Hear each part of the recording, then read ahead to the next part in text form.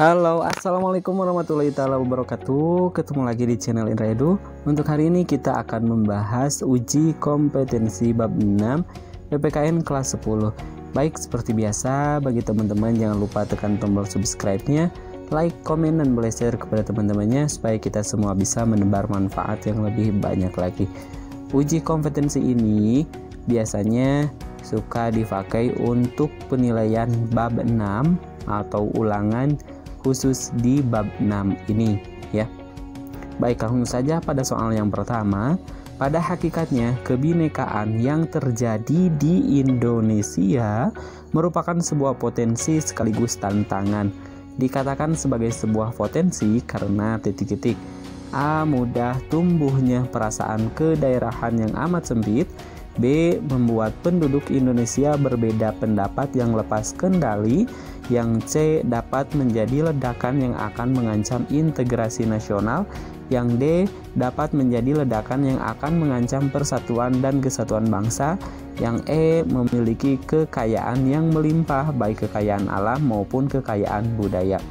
Baik, kalau kita lihat pertanyaan di soalnya, yang ditanyakan itu adalah dengan adanya kebinekaan ya, itu dijadikan sebagai potensi karena kalau kita lihat choice yang A atau jawaban yang A, mudah tumbuhnya perasaan kedaerahan yang amat sempit ini lebih kepada sifat tantangan, berarti yang A kurang tepat. Yang B, membuat penduduk Indonesia berbeda pendapat yang lepas kendali, ini sama, lebih kepada tantangan, berarti yang B kurang tepat. Yang C, dapat menjadi ledakan yang akan mengancam integrasi nasional, sama, ini masuk juga ke tantangan, artinya belum tepat jawabannya. Yang D, dapat menjadi ledakan yang akan mengancam persatuan dan kesatuan bangsa, ini sama, masuk ke dalam tantangan. Nah, yang termasuk atau dikatakan sebagai sebuah potensi karena memiliki kekayaan yang melimpah, baik kekayaan alam maupun kekayaan budaya. Jadi jawaban yang tepat adalah yang E. Baik, kita lanjutkan pada soal nomor berikutnya, nomor 2. Kebinekaan bangsa Indonesia juga merupakan sebuah tantangan, bahkan ancaman, karena dengan adanya kebinekaan titik-titik A. Mudah tumbuhnya perasaan kedaerahan yang amat sempit. Yang B. Membuat penduduk Indonesia berbeda pendapat yang lepas kendali. Yang C. Dapat menjadi ledakan yang akan mengancam integrasi nasional. Yang D. Dapat menjadi ledakan yang akan mengancam persatuan dan kesatuan bangsa. Yang E. Membuat bangsa Indonesia bangsa yang besar karena memiliki kekayaan alam yang melimpah. Nah, ini yang ditanyakan dalam soal itu, bahwasanya kebinekaan bangsa Indonesia itu juga merupakan sebuah tantangan, bahkan ancaman, karena dengan adanya kebinekaan itu adalah jawabannya yang A. Mudah tumbuhnya perasaan kedaerahan yang amat sempit, ini masih kurang tepat karena yang ditanyakan di dalam soal ini lebih kepada manfaat adanya kebinekaan itu. Yang A kurang tepat. Yang B, membuat penduduk Indonesia berbeda pendapat yang lepas kendali. Yang B sama, kurang tepat. Yang C, dapat menjadi ledakan, sama, kurang tepat. Yang D, dapat menjadi ledakan yang akan mengancam persatuan dan kesatuan bangsa, sama, kurang tepat. Yang lebih tepat adalah membuat bangsa Indonesia bangsa yang besar karena memiliki kekayaan alam ya, kekayaan yang melimpah, baik kekayaan alam itu ya maupun kekayaan yang lainnya. Jadi jawaban yang tepat adalah yang E. Oke, kita lanjutkan pada soal berikutnya, nomor 3. Posisi negara Indonesia yang berada di tengah-tengah dunia dilewati garis khatulistiwa, diapit oleh dua benua, yaitu Asia dan Australia, serta berada di antara dua samudra, yaitu Samudra Hindia dan Samudra Pasifik. Jika ditinjau dari aspek penduduk, berada di antara A. Ideologi komunis di utara dan liberalisme di selatan. Yang B. Kebudayaan timur di utara dan kebudayaan barat di selatan. Yang C. Sistem ekonomi sosialis di utara dan sistem ekonomi kapitalis di selatan. Yang D. Daerah berpenduduk padat di utara dan daerah berpenduduk jarang di selatan.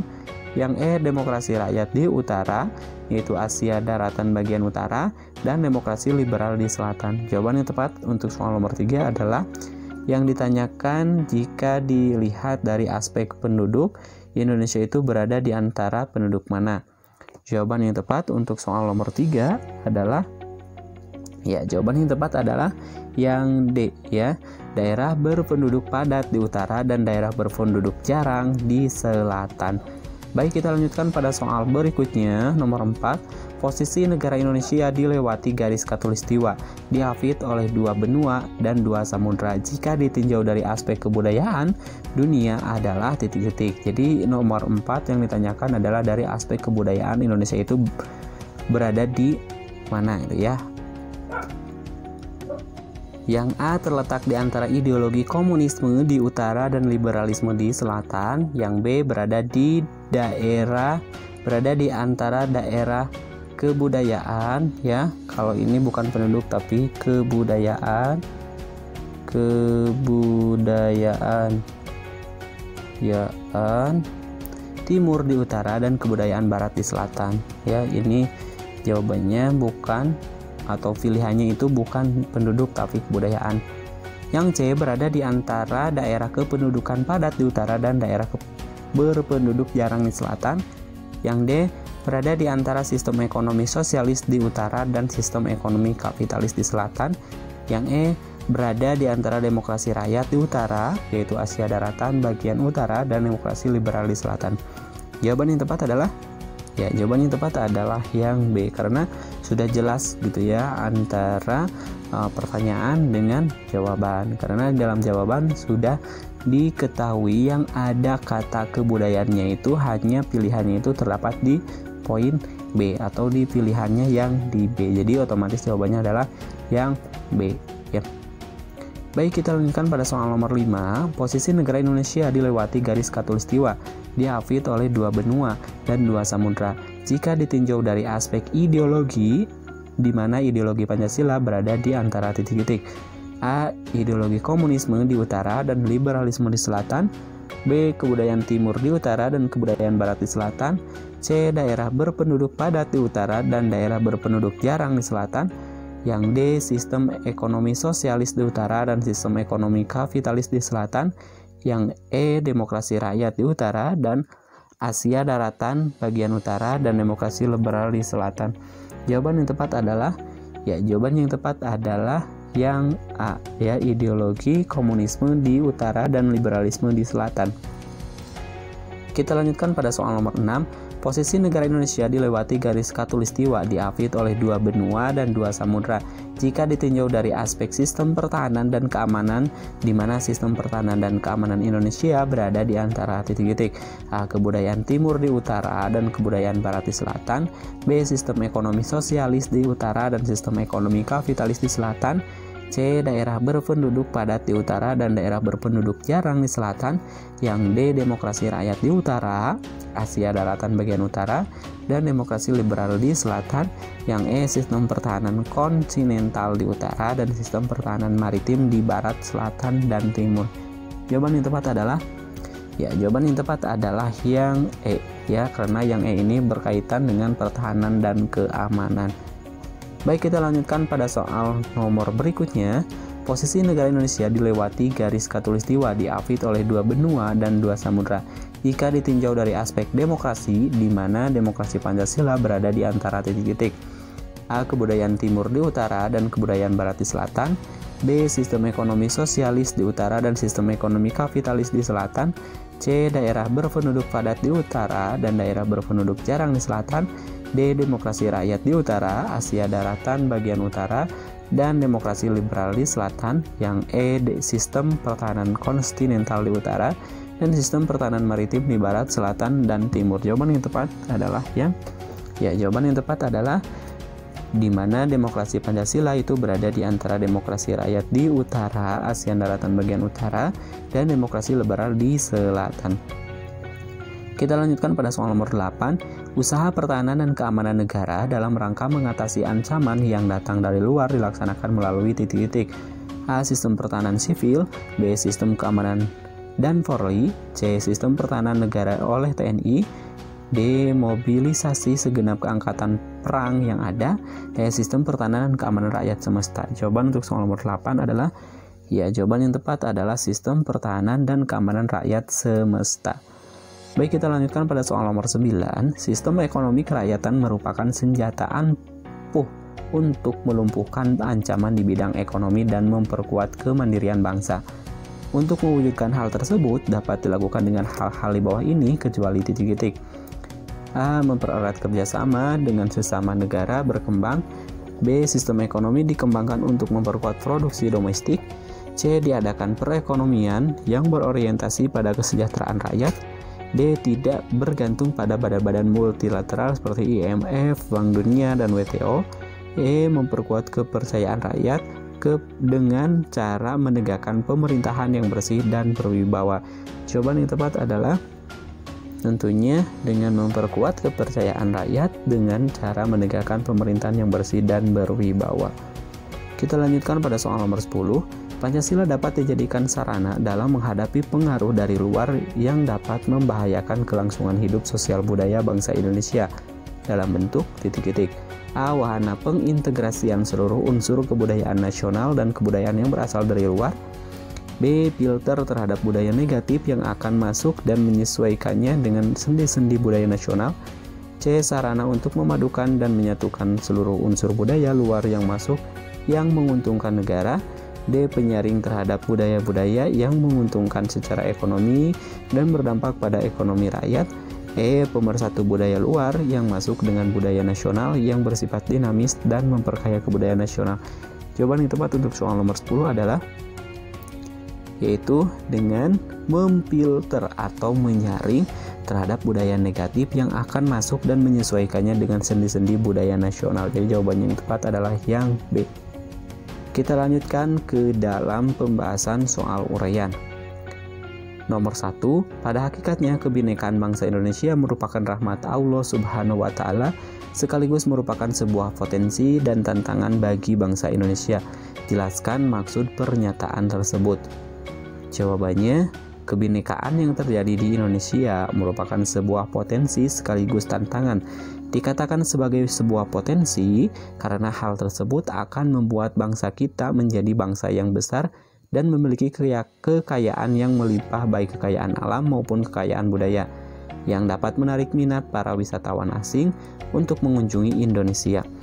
Kebinekaan bangsa Indonesia juga merupakan sebuah tantangan bahkan ancaman karena dengan adanya kebinekaan tersebut mudah membuat penduduk Indonesia berbeda pendapat yang lepas kendali, mudah tumbuhnya perasaan kedaerahan yang amat sempit yang sewaktu-waktu berpotensi meledak yang akan mengancam integrasi nasional atau persatuan dan kesatuan bangsa. Oleh karena itu, segenap warga negara meski mewaspadai segala bentuk ancaman yang dapat memecah belah bangsa Indonesia dengan senantiasa mendukung segala upaya atau strategi pemerintah dalam mengatasi berbagai ancaman tersebut. Kita lanjutkan pada soal nomor 2. Ancaman militer pada hakikatnya berkaitan dengan ancaman di bidang pertahanan dan keamanan. Jelaskan dan berikan contoh terkait dengan ancaman di bidang militer. Jawabannya, ancaman militer berkaitan ancaman di bidang pertahanan dan keamanan. Ancaman militer adalah ancaman yang menggunakan kekuatan bersenjata dan terorganisasi yang dinilai mempunyai kemampuan membahayakan kedaulatan negara, keutuhan wilayah, dan keselamatan segenap bangsa. Ancaman militer dapat berupa agresi atau invasi, pelanggaran wilayah, pemberontakan bersenjata, sabotase, spionase, aksi teror bersenjata, dan ancaman laut dan udara. Kita lanjutkan pada soal berikutnya. Agresi suatu negara yang mengancam kedaulatan suatu negara, keutuhan wilayah, dan keselamatan segenap bangsa Indonesia mempunyai bentuk-bentuk mulai dari yang berskala paling besar sampai dengan terkecil. Jelaskan dan berikan contoh bentuk agresi yang berskala paling besar yang pernah dialami bangsa Indonesia. Jawabannya, invasi pada dasarnya merupakan bentuk agresi yang berskala paling besar dengan menggunakan kekuatan militer bersenjata yang dikerahkan untuk menyerang dan menduduki wilayah Indonesia. Bangsa Indonesia pernah merasakan pahitnya diinvasi atau diserang oleh Belanda yang ingin kembali menjajah Indonesia sebanyak 2 kali, yaitu pada tanggal 21 Juli 1947 dan 19 Desember 1948. Kita lanjutkan pada soal berikutnya. Ancaman non-militer pada hakikatnya disebabkan oleh pengaruh negatif dari globalisasi. Jelaskan hubungan antara ancaman non-militer dan pengaruh globalisasi. Jawabannya, ancaman non-militer pada hakikatnya ancaman yang menggunakan faktor-faktor non-militer. Dinilai mempunyai kemampuan yang membahayakan kedaulatan negara, kepribadian bangsa, keutuhan wilayah negara, dan keselamatan segenap bangsa. Ancaman ini salah satunya disebabkan oleh pengaruh negatif dari globalisasi. Globalisasi yang menghilangkan sekat atau batas pergaulan antar bangsa secara disadari ataupun tidak telah memberikan dampak negatif yang kemudian menjadi ancaman bagi keutuhan sebuah negara, termasuk Indonesia. Ancaman non-militer diantaranya dapat berdimensi ideologi, politik, ekonomi, dan sosial budaya. Kita lanjutkan pada soal nomor 5. Pada hakikatnya, ancaman dalam kebinekaan yang berdimensi politik dan bersumber dari dalam negeri dapat berupa pengerahan massa dan separatisme. Jelaskan maksud pernyataan tersebut. Jawabannya, ancaman yang berdimensi politik yang bersumber dari dalam negeri dapat berupa penggunaan kekuatan dan pengerahan massa untuk menumbangkan suatu pemerintah yang berkuasa atau menggalang kekuatan politik untuk melemahkan kekuasaan pemerintah. Selain itu, separatisme merupakan bentuk lain dari ancaman politik yang timbul di dalam negeri. Sebagai bentuk ancaman politik, separatisme dapat ditempuh melalui pola perjuangan politik tanpa senjata dan perjuangan bersenjata. Pola perjuangan tidak bersenjata sering ditempuh untuk menarik simpati masyarakat internasional. Oleh karena itu, separatisme sulit dihadapi dengan menggunakan kekuatan militer. Hal ini membuktikan bahwa ancaman di bidang politik memiliki tingkat risiko yang besar yang mengancam kedaulatan, keutuhan, dan keselamatan bangsa. Semoga bermanfaat. Saya akhiri. Assalamualaikum warahmatullahi wabarakatuh.